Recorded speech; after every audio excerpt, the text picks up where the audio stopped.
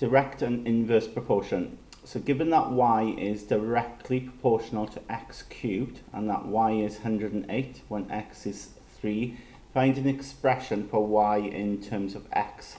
So essentially there's a relationship here between y and x cubed. And because they are directly proportional, as x cubed grows, as it gets bigger, so will y, okay? So we can express that relationship. Of course, we can't use equals because they're not equals to each other. So we use this symbol alpha, okay, like a fish symbol, to represent proportional. So that means, in maths, this means proportional. So y is directly proportional then to x cubed. Now, of course, we can't sort of work with this because we want to work with an equation when we have values. So what we're going to do, we're going to change this into an equation. And what we can say is because y is sort of like growing in proportional with x cubed and it's in that relationship, we can say that y is some multiple of x cubed. So it's not equal, y is not equal to x cubed. What we can say is that y is equal to some multiple of x cubed. So that multiple will be a constant k. So we can write it like that. We can say y equals kx cubed. So the idea is then they want an expression for y in terms of x. That alone is not enough, okay? We need to have a value instead of k, okay? We actually need to work out what k is, and then we'll have a final expression then with y equals a number, whatever that number is, x cubed. So we just need to substitute these values in that they always give us to work out what k is. So y is 108, x is 3, and we need to cube it. So we have 108 equals k times, and 3 cubed is 27.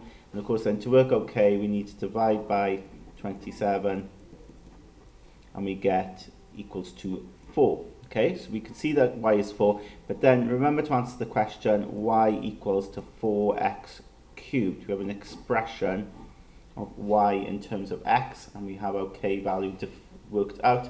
There is our answer. We're going to use this then expression for y in part 2. So it says use the expression you found in part 1 to complete the following table. So when x is 5, we can sub it in, okay? So x is equal to 5, sub it in here. So y will equal to 4 times x cubed, so times 5 cubed. And 5 cubed, you know, is 125. 5 times 5 times 5. And that will then work out to be 500. And then when they give us y to be 4,000, so we need to put it in there. So 4,000 will equal to 4x cubed. So if we divide by 4, we get 1,000 equals to x cubed. And then to get x cubed is this, we need to cube root 1,000. And of course the cube root of 1,000 is 10, because 10 times 10 times 10 is 1,000. So x is 10. Part B then, it says it is known that E is inversely proportional to F. Okay, so remember when we have inversely, we still use that alpha symbol, but we write 1 over, like the reciprocal.